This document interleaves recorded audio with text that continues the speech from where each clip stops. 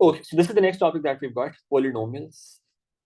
Now, what are polynomials? First of all of these different types of functions that you've seen, linear functions, quadratic functions, cubic functions. So basically, powers of x being added or subtracted like this, right? It could be power 3, 4, 5, 6, and so on.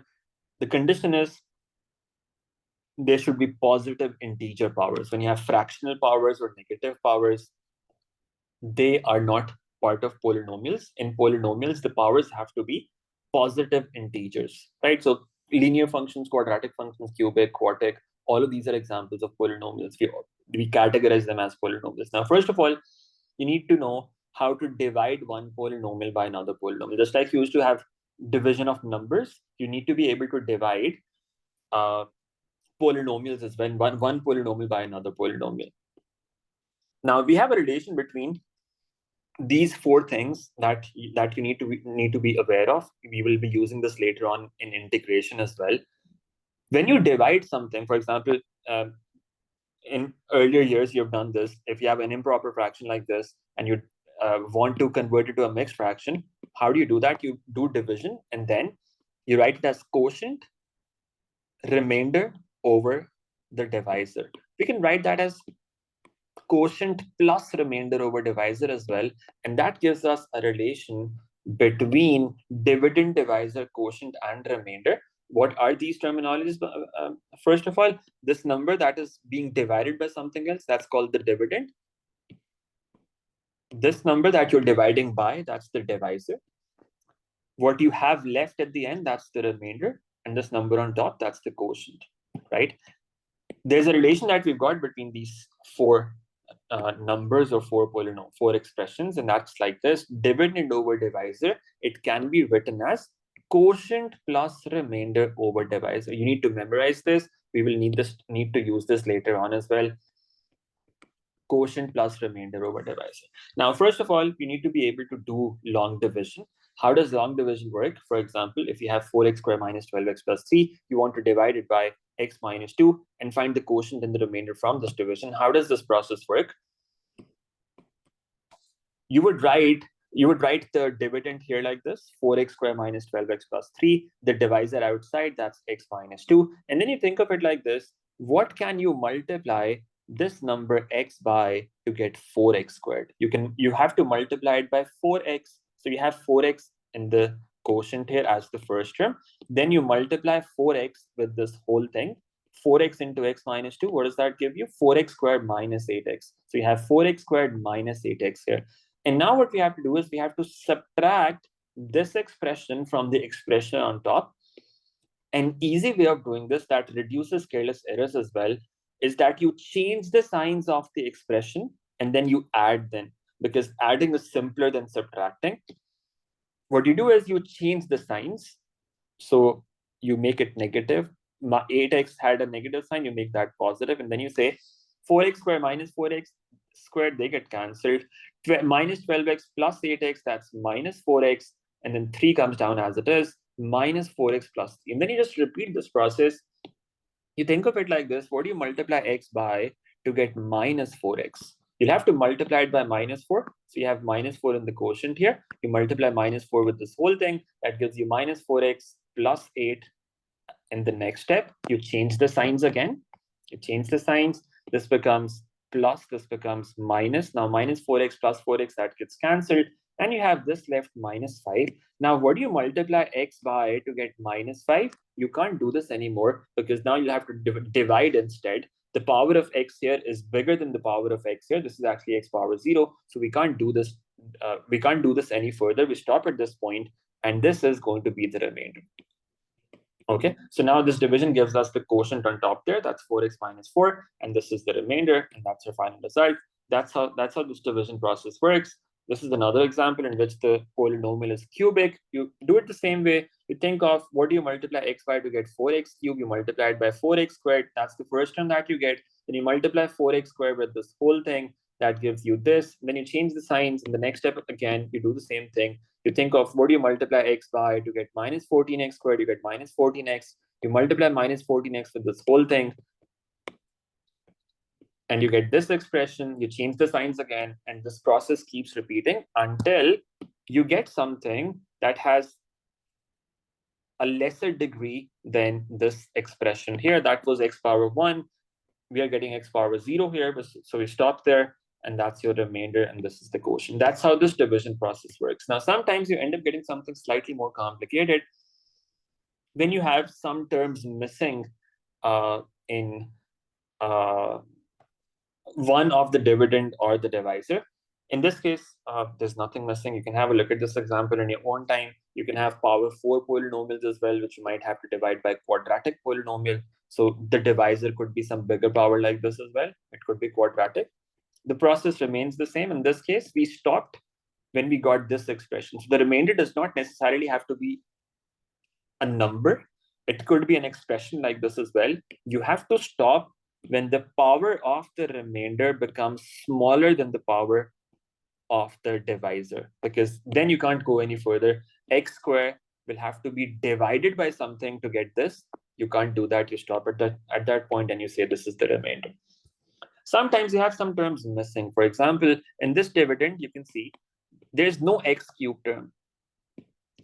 In such cases, it makes things simpler if you write 0x cube in place of that missing term, right? That will make sure that the terms that you get in your division, they are properly aligned. X cube over x cube, x square under x squared, and similarly x under x. Otherwise, if you don't do that, the terms do not end up getting aligned like that, and it becomes very confusing at times, and you end up doing careless errors. So whenever you have any term missing, either in the dividend or in the divisor, what you should do is add a 0 coefficient for that term. In this case, x cube was missing. So we said, let's have a 0x cube here in the dividend. And that will make sure that the terms end up being aligned. The rest of the process remains the same. You can have a look at that. Sometimes you can have something missing in the divisor as well. For example, in this case, you've got x squared plus 2. The x term is missing. So you write 0x in place of that. In the dividend, the x squared term is missing. You can either leave some gap like this, or you can have a 0x squared in place of that. And that will make sure that the terms are aligned and you don't do any careless errors, right? That's how the long division process works. Now, that's one major thing that you need to know about in this topic, how to divide a polynomial by another polynomial. Then you've got remainder and factor theorems. Now, if you had a polynomial like this and you wanted to divide it by some divisor and find the remainder from that. Now, one idea could be that you did this whole division process and you got the remainder from that turns out to be 8. However, when the divisor is linear, in this case, it's a linear divisor. Linear means the power of x, the maximum power of x is 1. In that case, we can use something that we call the remainder theorem to find the remainder quicker. Okay? If you only need the remainder and not the quotient, in that case, we can use the remainder theorem in case of linear divisors. Now, how does that work? In this case, the divisor was x minus 2. Okay. What we do is we equate that divisor to 0. X minus 2 equal to 0. Whatever that divisor is, equate that to 0. You get x equals 2 from that. If you input x equals 2 in that polynomial, the result that you get from that, that's the remainder that you have from this division. So you could actually skip that whole process and just do this, put x equals 2 in this. If you just want the remainder, you would get that directly. Now, there's a logic behind it, why it works. This is basically the explanation of that. If you're interested, you can look at one of the detailed videos for that. So it comes from here, dividend over divisor, that's quotient plus remainder over divisor. When we rearrange that, we can be left with remainder when we put the divisor equal to 0. That's where it actually comes from. But this is the takeaway from that. Whenever you have any polynomial, and it is divided by a linear divisor, the remainder is given by P of A in this case. If the divisor is x minus A, the remainder is P of A. What does that mean? If the divisor was x minus A, what we have to do is you have to put that equal to 0 and see what value of x you get from that. X equals A. You input that in the polynomial and that will give you the remainder. So these are some examples of that. For example, if I had x plus 5, you put that equal to 0, that gives you x equals minus 5. The remainder would be p of minus 5, that you input x equals minus 5 in the polynomial, and that will give you the result. If the divisor was, for instance, 5x plus 20, you equate that to 0 first of all, x equals minus 4, you input that in the polynomial, and that gives you the remainder. That's the idea of the remainder theorem. It works for linear divisors, only for linear divisors. You put the divisor equal to 0, the value of x that you get, you input that in the polynomial, and that gives you the remainder from that division. This is an example. You can have a look at that. We had to find the remainder. Just put a value of x inside the polynomial, and that gave us the result. Now, what are factors? Let's take this example. When we divide 35 by 7, for instance, what do we get? We get 0 as the remainder, and the number on top is 5, right? Now, whenever the remainder is equal to 0 from any division, what that means is the divisor is a factor of the dividend. So 7 is a factor of 35. But not just that, 7 multiplied by 5 is actually giving us 35. So that means the quotient that we've got, that is also a factor of this dividend. So whenever from any division, the remainder turns out to be 0, both the divisor and the quotient, they are going to be factors of that polynomial. So for example, of that dividend, whatever that dividend is, it works for numbers, it also works for polynomials. Whenever the remainder is 0, divisor is a factor of that dividend, and the quotient is also a factor of the dividend. Both the divisor and quotient would be factors. Okay, whenever the remainder is 0, you have a factor. If you had to figure out, for instance, whether x minus 2 is a factor of this polynomial, how would you do that? It's a linear divisor. One possibility, of course, could be that you could use the long division, find the remainder. If the remainder turns out to be 0, then that means that it's a factor. However, since it's a linear divisor, we can do it more efficiently using the remainder theorem. Put this equal to 0, x minus 2 equal to 0, and that gives you x equal to 2. You put x equal to 2 in this polynomial, the value that you get from that is going to be the solution. That's going to be the remainder. The remainder turns out to be 0. If the remainder is 0, that proves that x minus 2 is a factor, because whenever from a division, the remainder is 0, that means the divisor is a factor. So in this case, x minus 2 therefore is a factor. Now, how is that useful? This is one very common type of question that keeps repeating in the exam. Let's say you've got this polynomial ax cubed plus bx squared plus x plus 3. That's the polynomial that we've got. The polynomial is p of x. It's given that 3x plus 1 is a factor of p of x. Now, what does factor mean? Factor means the remainder should be equal to 0, right? So that's one thing that we're given. And they've also given that when p of x is divided by x minus 2, in that case, the remainder turns out to be 21. So division by x minus 2 gives us a remainder of 21. So we've got two pieces of information given. When we divide by 3x plus 1, the remainder is 0. When we divide by x minus 2, the remainder is 21. Okay. Now, both of these divisors are linear. So what we can do is we can use remainder theorem to make two equations. What we do is whatever is the remainder that's given, whatever is the divisor that's given, we equate that to 0 first of all. We say 3x plus 1 equals 0. Okay, whatever is the divisor, you put that equal to 0. And that gives you a value for x.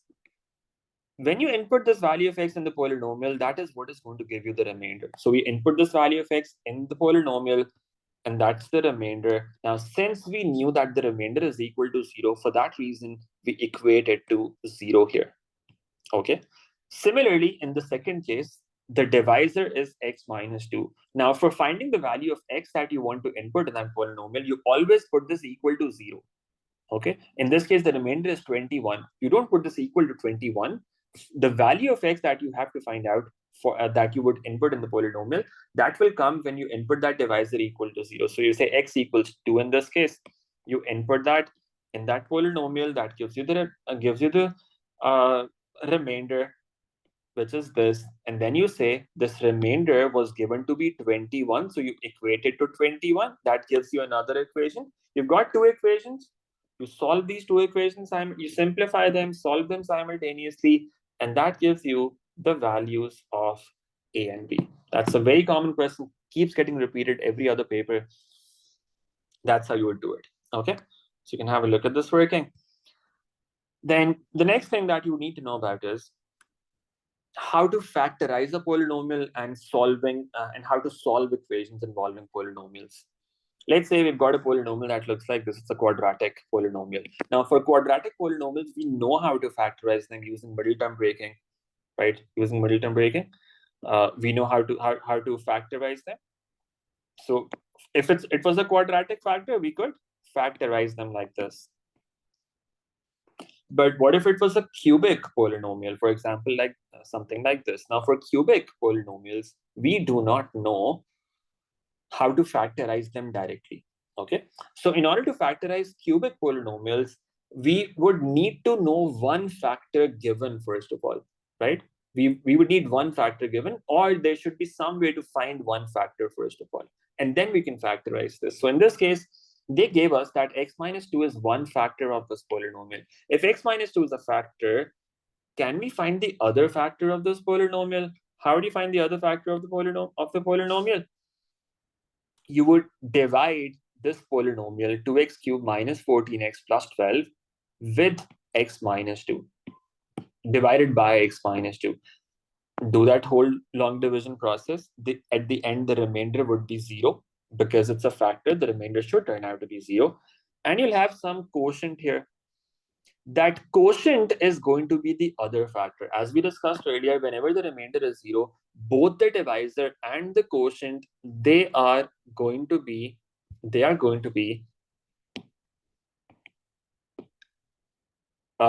factors of the polynomial. They're going to be factors of the polynomial. Okay. So what we get from this is x minus 2 was one factor, and we've got another factor that's 2x squared plus 4x minus 6. So we could write that polynomial, which was 2x cubed minus 14x plus 2 plus 12. We could write that polynomial as x minus 2 into 2x squared plus 4x minus 6 now, using those two factors. So that's the factorized form. Now, when you get a quadratic factor, you should always think of whether you can further factorize this in any way. Using middle term breaking, you have to think of whether you can factorize this any further. In this case, they will often give you a hint about this as well by using this word completely, factorize it completely. So that's a hint for you that the quadratic factor that you get from that, it would be possible to factorize that further. You should do that as well. Okay. Even if they don't mention completely, you should still do that if that's possible. So we get this factorized form. Now the quadratic factor can be further factorized using middle term breaking. So that's what we do. We factorize that further, and we get three linear factors from that, and that's the complete factorization of this. In this case, we could also take 2 common from this and write that outside as well like this. That's also possible. Although that's not necessary, both of these will be acceptable. This is also acceptable. This is also acceptable. That's complete factorization. So that's how we factorize polynomials. You'll have one factor given, you would divide by that and get the other factor and write that in factorized form like this.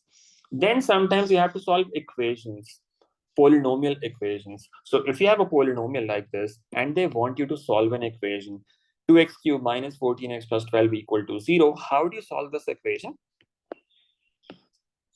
Again, you first need to factorize this. You are given one factor. So the process that we followed above, you'll have to do all of that to first factorize this. Divide by x minus 2, find the other factor, and you get two factors from that, x minus 2 into 2x squared plus 4x minus 6, right? We get two factors from that.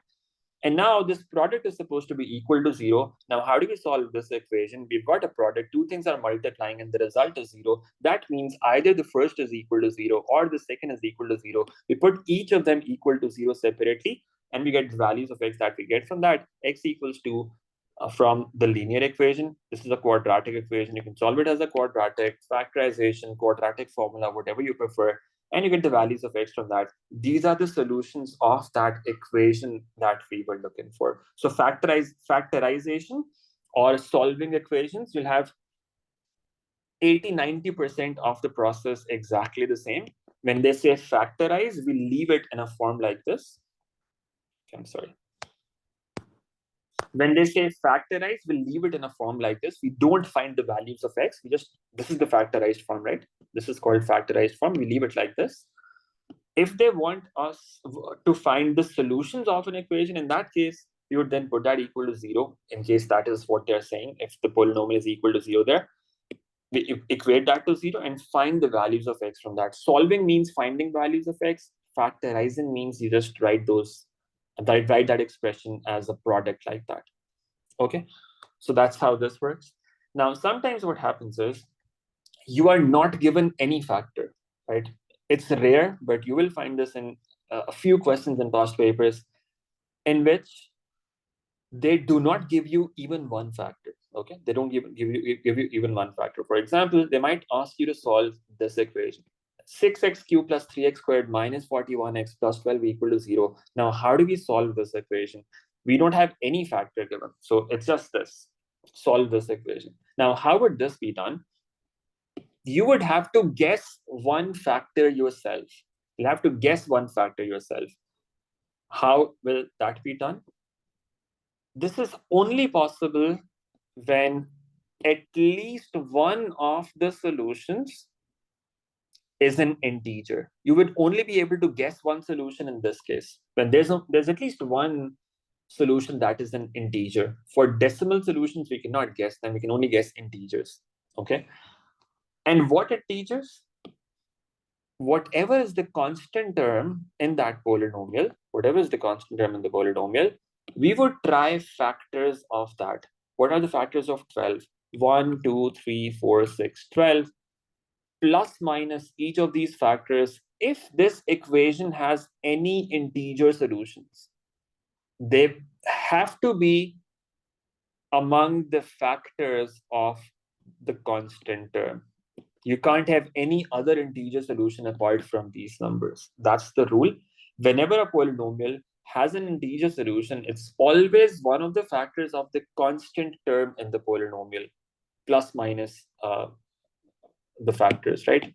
It could be positive, it could be negative. So what you do in this case is you try each of these factors one by one and see which one satisfies. For example, you could say 6 into, you try one first of all like this: 6 into 1 cube plus 13 into, so I'm not inputting the whole thing, I'm just giving the idea, 13 into 1 whole squared minus 41 into 1 plus 12. You input that in your calculator. In this case, this is cube, this is square. You input 1 inside the bracket once, then you input -1, 2, -2, 3, -1, -3, 4, -4, 6, -6, 12, -12. One of them is going to give you 0 as the result. In this case, when we do that on our calculator, we would eventually find out that -4, when we input x equal to -4, that is giving us 0 as the result. You can try that here. X equals -4. That's giving us 0. That means this is a solution of this equation, x equals -4. Okay. Now you would have to try 1, 2, 3, -1, -2, -3, and eventually you will get one solution that is like this. Okay. Now, once you have this, I'll tell you a more efficient way of doing that in a moment.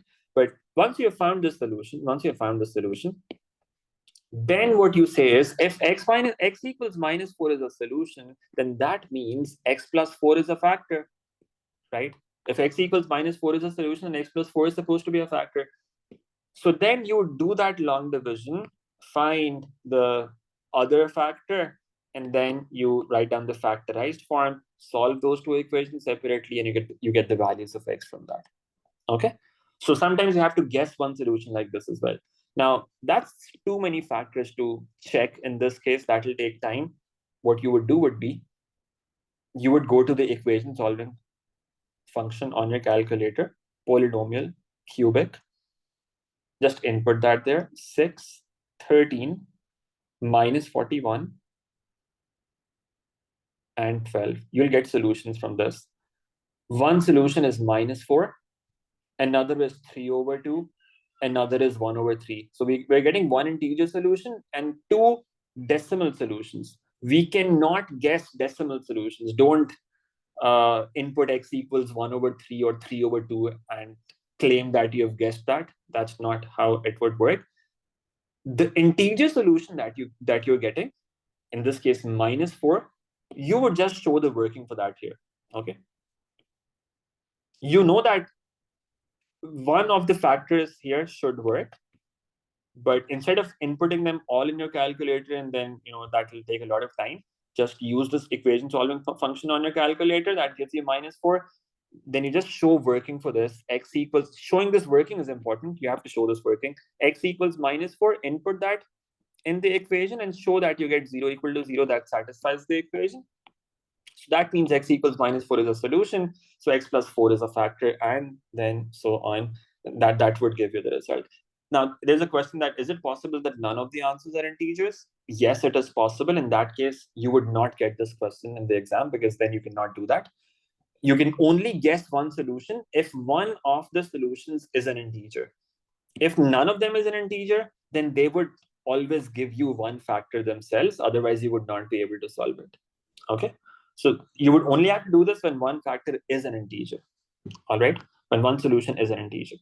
All right. So that's one thing that you also have to do sometimes. Then the next thing is cubic inequalities. So sometimes you'll have to solve cubic inequalities as well. Now, how does this work? So for example, they might ask you to solve this inequality: 2x cubed minus 3x squared minus 4 less than 0, given that x minus 2 is a factor of this polynomial. Now, whenever you have to solve inequalities, just like we're solving here, okay, so let me actually just go back here for a moment. If the x squared term was missing, that would not make any difference. You would still have to guess the solution like this. However, something came to my mind based on that question, and that was, sometimes you could just have this 6x cubed plus 13x squared minus 41x equal to 0. Now, in this case, there's no constant term. In this case, you don't have to guess. You can just take x common outside, and that leaves you with 6x squared plus 13x minus 41 equal to 0. And you've got two factors already. You can solve this as a quadratic, and this gives you x equal to 0. So when there's no constant, in that case, you can just solve that directly by factorizing. But when you do have a constant like this, then factorization is not possible directly unless you know one factor yourself. So you will either be given that factor, or you'll have to guess it like this. Okay, let's move on. Now, cubic inequalities. So let's say you've got this inequality given that you want to solve, and you're given one factor. You're given one factor, x minus 2, of this polynomial, 2x cubed minus 3x squared minus 4. That's a factor that we're given. Now, how do we solve this inequality? What we do is, we first of all treat this as an equation. We treat this as an equation first of all, just like we used to do in modulus inequalities here as well. We treat them as equation. First of all, treat this as an equation, factorize this like we did previously, and find the value of x that you get from this. You're getting x equals 2 here, and the quadratic factor is not giving you any factor. X equals 2, that's the only factor that you're getting from this. So now the solution of the equation is this, x equals 2. Now you think of that inequality. How do you solve that inequality? Now, do we say x is less than 2, greater than 2? How do you figure that out? It's not always going to be the same sign that you have here. And in questions, they often ask you to justify your answer. So you need to make sure that you follow the process correctly. You solve it as an equation. First of all, find the values of x that you get from that. And then you could use a number line, just like you used to do it for modulus. Draw a number line. You got one solution, x equals 2. Mark that here. You've got one region to the left of that, another region to the right of that. Take one number in each of these two regions. You can take one number on the left side. You can take 0, for instance, one number on the right side, for example, 3. Check them in the inequality and see which one satisfies. The left one satisfies, the right one does not. So we get x is less than 2. That is one idea. Now, when you have more than one solution here, now in one solution, the number line method is fairly quick. It doesn't take time. Just have to check two numbers. But sometimes it is also possible that you end up getting solutions from this quadratic equation as well. You might get two solutions from here as well. and then you have 3 solutions in total. On the number line, you'll end up getting 4 different regions. So checking all of those regions, that's going to take time. Another way to do such problems is that you solve the equation fully, just like you've done here. You find the values of x. In this case, you're just getting x equals 2. And then think about the shape of the cubic graph. You need to remember the shapes of cubic graphs for iteration later on as well. You need to sketch graphs of cubic functions. You need to know their shapes. These are the 4 possible shapes that you can have for cubic functions that you see here. Roughly, these are the 4 possible shapes for a function that looks like this: ax cubed, ax cubed plus bx squared plus cx plus d. If you have a function that looks like this, it can have these 4 possible shapes. How do you know which one of these shapes you would get? If the coefficient of x cubed is positive, you get the shapes on the left side, any one of these. If the coefficient of x cubed is negative, you get one of these shapes. Okay, now we don't need to be able to differentiate which one of these two is it going to be. That does not matter, but it's going to be one of these 4 shapes. The left ones when x cubed coefficient is positive, and the right ones when the x cubed coefficient is negative. And then what we say is, let's draw that graph. So in this case, the cubic function has a positive coefficient of x cubed. We can draw a graph like this, an upward sloping graph like this shape. It only has one x-intercept. That is when x is equal to 2 here. That's the x-intercept. Now, the inequality that we want to solve is this less than 0, right? So we could say y, this thing is y, right? That is less than 0. Where is that? Below the x-axis, this yellow region that you see here, this is y. This is where y is less than 0. What are the corresponding values of x that you get from that? X is to the left of 2. Okay, so you write that as the answer. X is less than 2. That's your final solution from that using the graph. Now, in this case, there was only one x-intercept, so we had to draw x-axis like this, such that it only intersects at one point. Sometimes you can have multiple x-intercepts as well. Okay, there's actually a sign going on here. We'll have a 1-minute break and then we'll see. We'll have a look at this example in the meantime.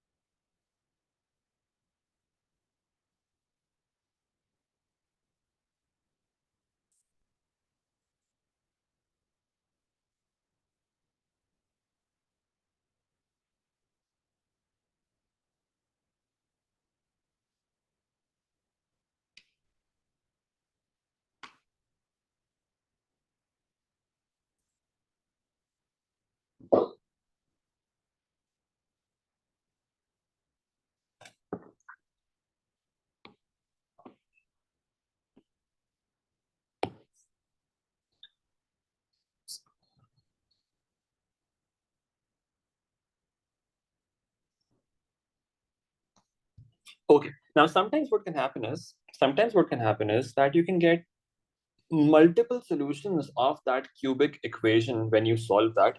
So for example, you might have 3 solutions. Okay, let's say you've got 3 solutions and it's an upward sloping curve like this, as in the coefficient of a is positive. So it's like this. Overall, it's going upwards from left to right. And it has 3 solutions. Let's say those 3 solutions are -6, -1. I'll show you an example like this. There is one example that I've seen in the recent papers. I'll show you that.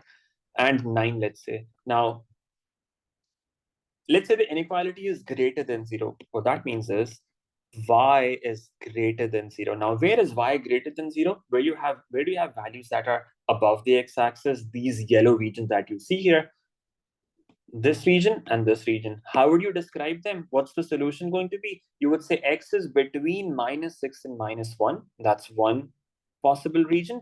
Or x is greater than 9. That's the other possible region, and that's your solution. Okay, so you can have multiple regions like this as well, that they could be your solution. I'll show you one example later on of this as well. This is the last major concept that you've got. Sometimes you have to prove that some polynomial is always positive or always negative or never positive or never negative, right? So these are 4 different cases that you could have. How would you approach problems like these? Let's take this example for that. So we have this polynomial x raised to the power 4 minus 2x cubed minus 2x squared plus a. It's denoted by f of x. It's given that it's divisible by. So when they say divisible by, that also means that this thing is a factor, right? That's another way of saying that this is a factor. We first of all need to find the value for a. Now, how can we do that? How can we find the value for a? Can we use the remainder theorem here? If we just keep it as it is, this factor, this is a quadratic factor. It's a quadratic factor. In quadratic factors, we do not use remainder theorem. So what's the alternative? We can use long division. We can use long division to figure out what the value of a should be. We divide this, we do that division process. At the end, the remainder turns out to be a minus 8 in this. And then we say, since it's a factor, that remainder should be equal to 0. And the value of a that we get from that is 8. So a equals 8 from this. All right. Now, the first part is straightforward. Just remember that we'll have to use the long division process here. Remainder theorem cannot be used. But then it says, show that f of x is never negative. Now, they're saying, show that this polynomial is never negative. Okay. Now, how do you do that? You're not going to say that this is greater than or equal to 0 and find the value of x from that. We are not looking for some values of x for which this is not negative. We have to prove in general that this is never negative. It's not given that it's not negative. They want us to prove that it's never negative. How do we do that? This is the polynomial that we've got. Now it's a quartic polynomial, power 4 polynomial. We don't really know much about these polynomials, power 4 functions. So what we want to do first is we want to break them down into smaller polynomials so that we can understand them better. So it's a quartic polynomial. We've already done the division process in the first part. We were given one factor. This was one factor, x squared minus 4x plus 4. And the other factor we got in the quotient there. So these are the two factors that we've got. So first of all, what we do is we write this polynomial in factorized form like this. X squared minus 4x plus 4 times x squared plus 2x plus 2. You write this in factorized form like this. And then these are polynomials that are quadratic. Now, for quadratic polynomials, we know how their graphs look like, how to find their minimum point, maximum point. Now, these are both quadratic expressions. What we can do is we can find the minimum values of these two expressions. How do we do that?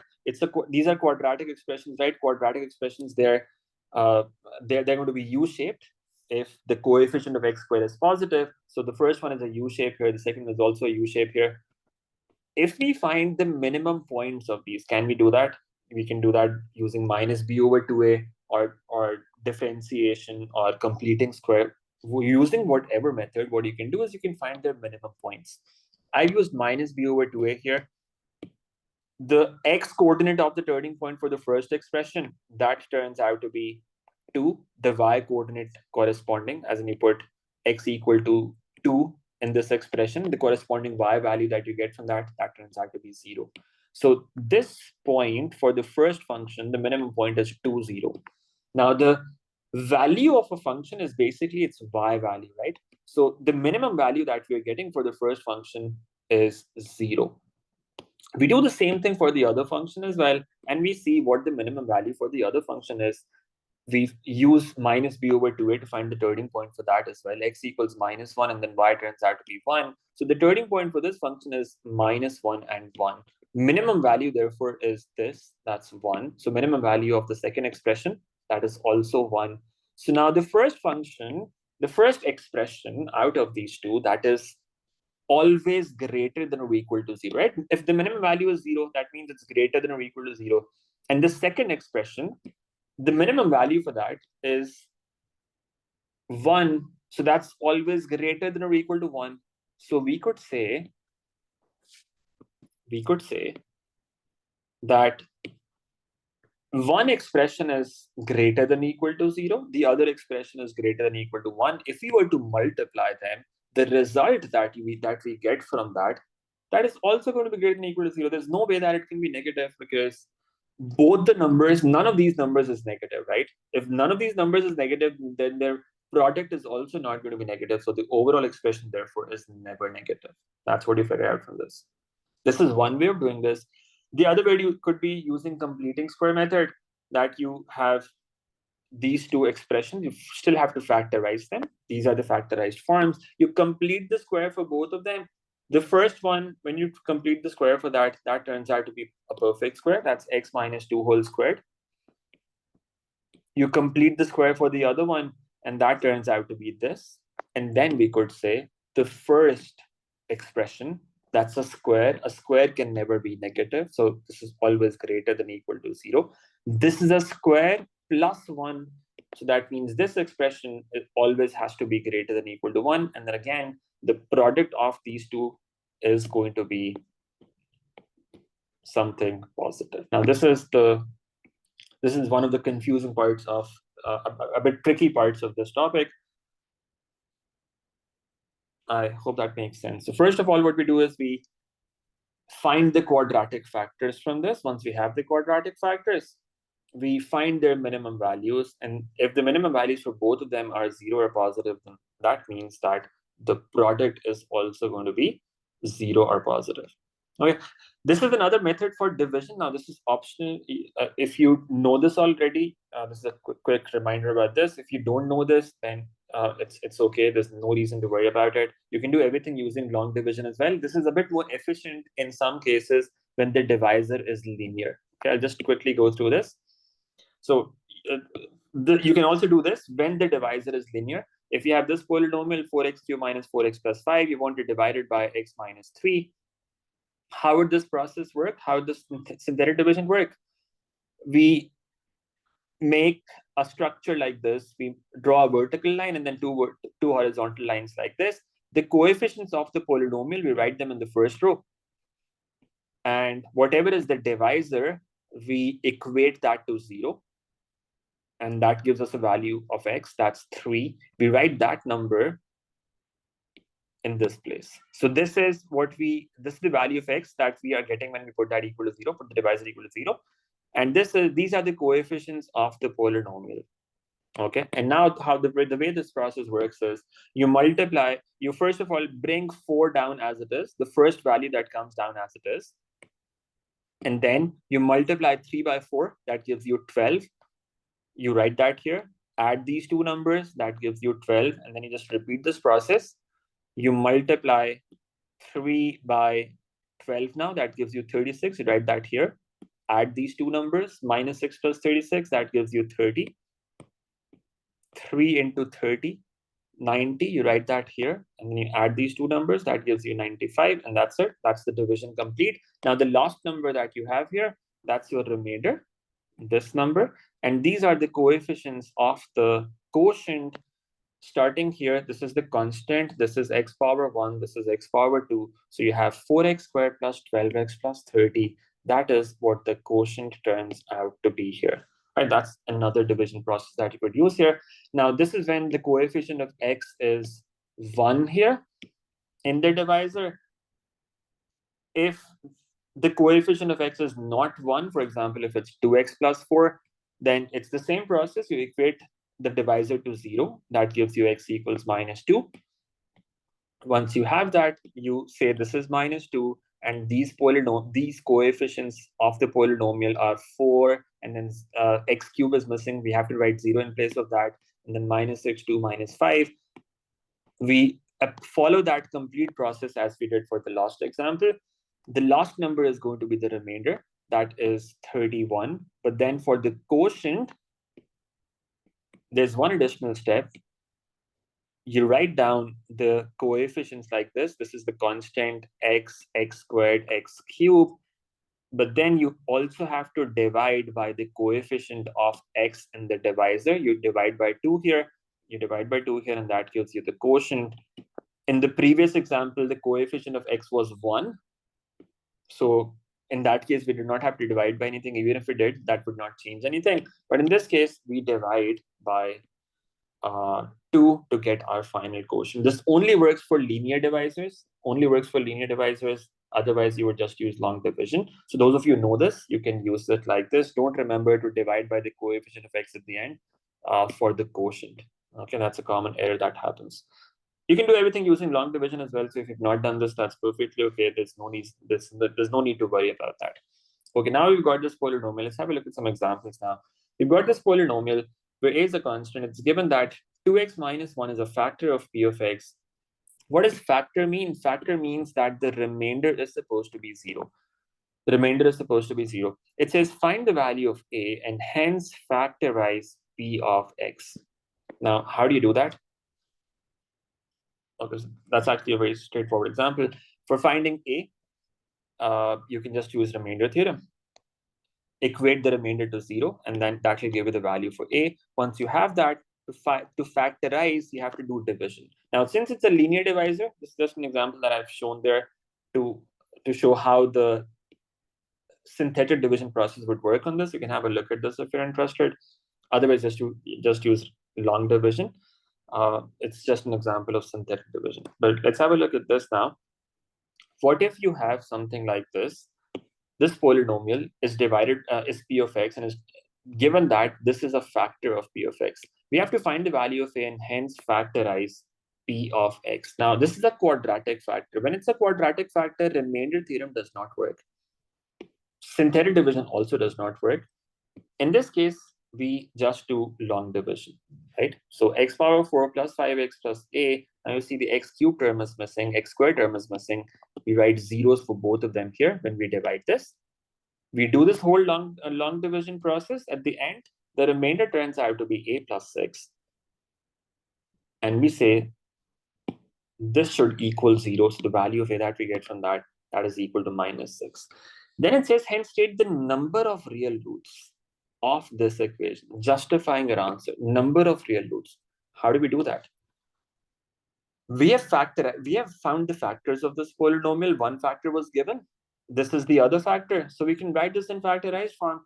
This is the factorized form of the polynomial. In fact, we have done that in the first part already. We have factorized it completely. Now, we just put that equal to 0 and see the number of solutions we get from that.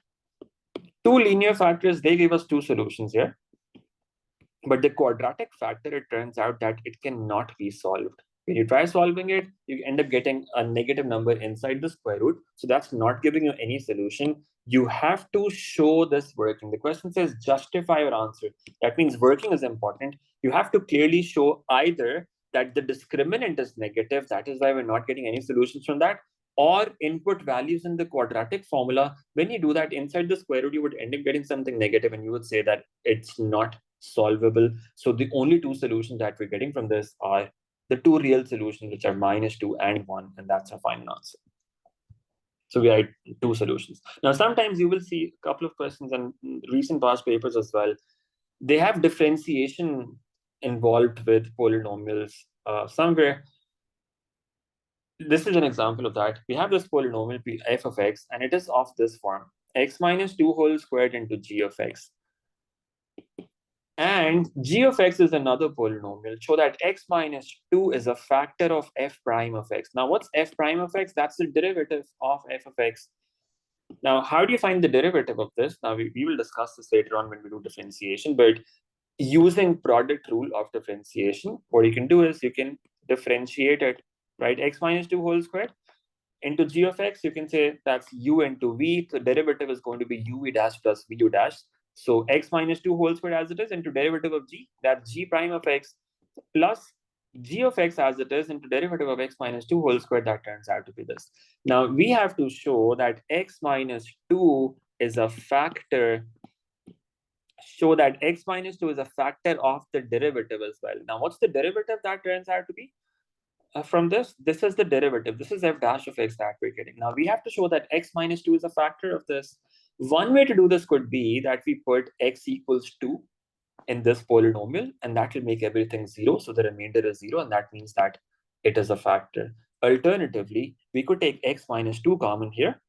Both of these terms have x minus 2. We could take that common outside and then say, since it's common outside, it's multiplying with the whole thing, this is a factor of this polynomial, x minus 2 is a factor.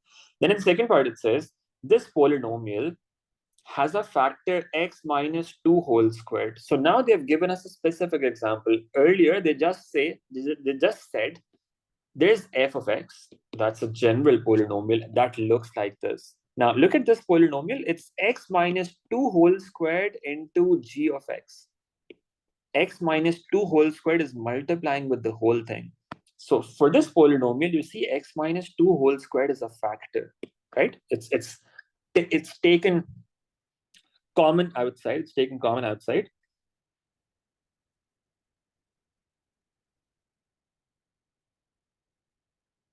Okay, you're right about that. You're actually right about that. There's something wrong inside here. So inside the bracket, it should have been x minus 2 into g dash of x plus 2 into x minus 2. That's what you have inside the bracket. Okay, I don't know if that was a simplified form, or that was just probably just wrong. And this is what you have inside, x minus 2 into that whole thing. So x minus 2 is a factor.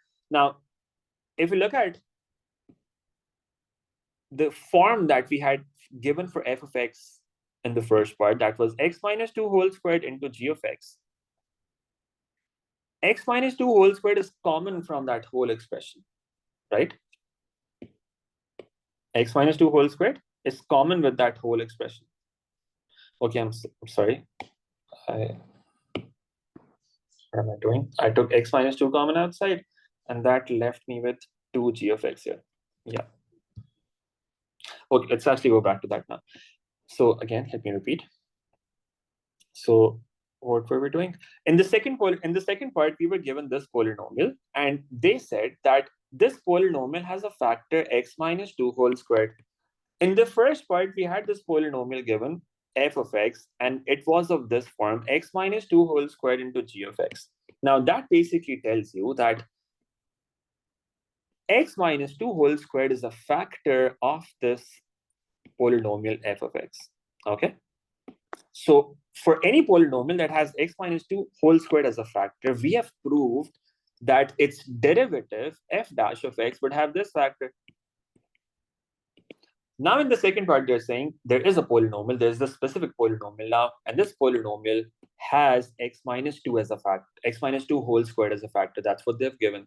They're saying use the factor theorem and the result of part 1 to find the values of a and b. Now, how do you do that? Now, this is the polynomial, x raised to power 5 plus ax power 4 plus 3x cubed plus bx squared plus a.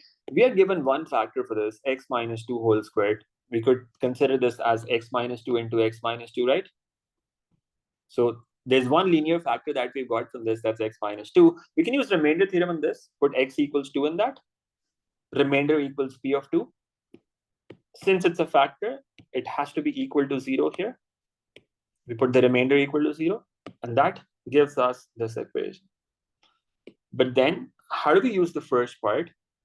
In the first part, we proved that if any polynomial has x minus 2 whole squared as a factor, then its derivative should have x minus 2 as a factor. So what we do is, we say, let's find the derivative of this. Let's find the derivative of this polynomial. That's what the derivative turns out to be of that polynomial.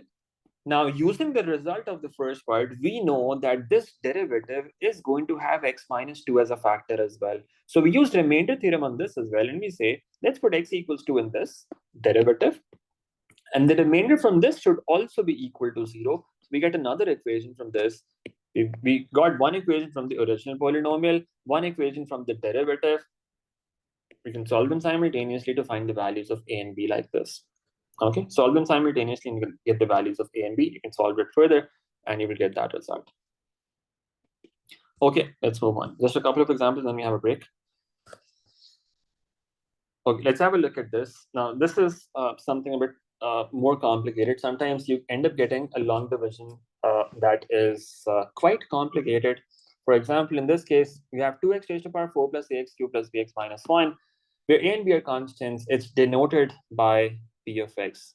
When it is divided by x squared minus x plus 1, they are saying that the remainder is 3x plus 2. Find the values of a and b. Now, when you have a constant in the very beginning like this, ax cube, and you have bx is okay, but a is appearing in the very beginning. When you do long division in this case, the long division becomes quite complicated. So let's see how this would work. You've got 2x raised to the power 4 plus ax cubed plus 0x squared plus bx minus 1. That's the polynomial that you have. You want to divide it by x squared minus x plus 1.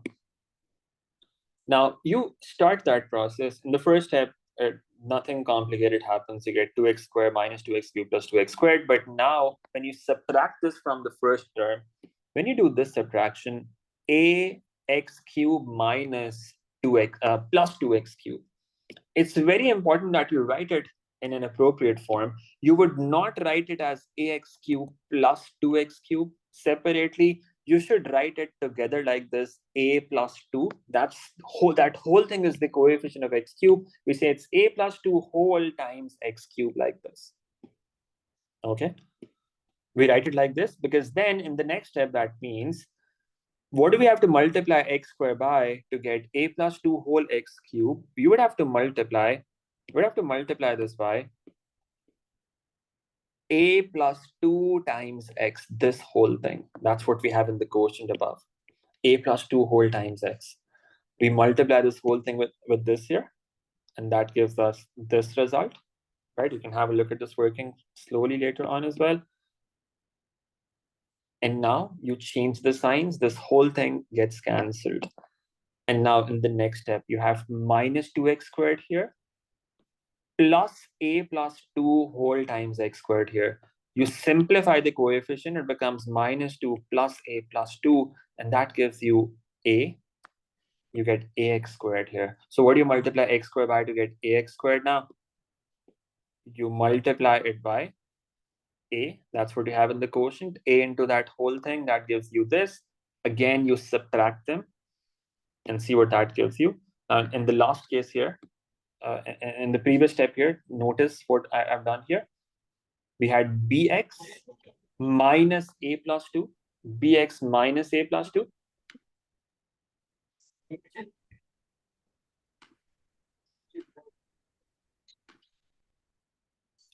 We had bx there and minus into a plus 2. When we write this in the next step, this is how we should write it. B minus a minus 2 whole times x. X should be common outside. Okay, x should be common outside. This is very important. Do not write it separately. That will make you do errors. Write it in brackets like this. Take x common, write the whole coefficient together. So eventually what happens at the end is that you end up getting this remainder. You cannot go any further than this. And now they gave us in the question that the remainder should be 3x plus 2. We are getting b minus 2 into x minus a minus a. We compare the two. We say that means b minus a should equal 3.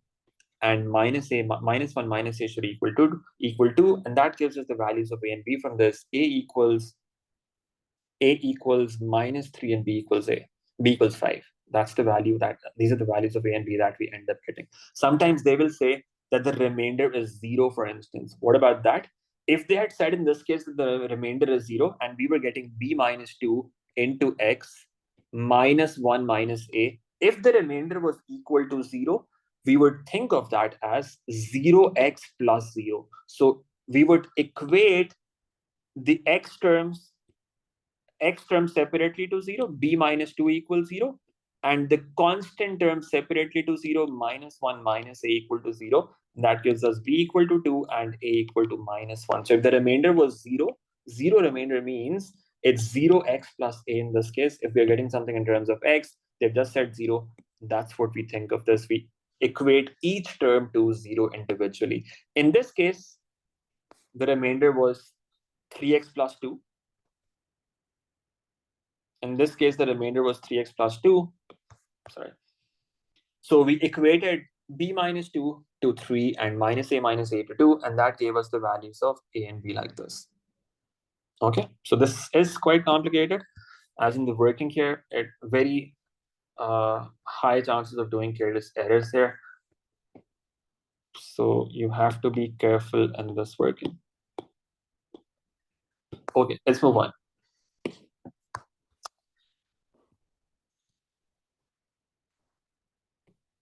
Okay, let's have a look at this. We have this polynomial 6x cubed plus ax squared plus bx plus 9 is denoted by p of x, where a and b are constants. It's given that x minus 3 is a factor. That means remainder is 0. And when the first derivative p dash of x is divided by x minus 3, the remainder is 72. So you use the remainder theorem twice, one on the original polynomial, that's the original polynomial, and this is the derivative. They're saying for the original polynomial, x minus 3 is a factor. So we put x equal to 3 in that and equate that remainder to 0 here. That gives us one equation. The second thing is for the derivative. They're saying the derivative, so that's this. When this is divided by x minus 3, the remainder is 72. Again, we put x minus 3 equal to 0. That gives us x equal to 3. We input x equal to 3 in this polynomial. And we equate that result to 72. And that gives us another equation, solve them simultaneously, and you get the values of a and b from that. Now, in the next part, they are saying when a and b have these values, factorize p of x. We factorize that using the factor that we were given, x minus 3 was one factor. We have factorized like this. But then in the third part, they say, hence solve this inequality now. P of x less than 0, this is the inequality that they want us to solve next. How do you solve inequalities? We treat them as equations first of all. Solve this equation. We put this equal to 0 and solve this equation. What values of x do we get from that? X equals 3, x equals 1 over 3, x equals minus 3 over 2.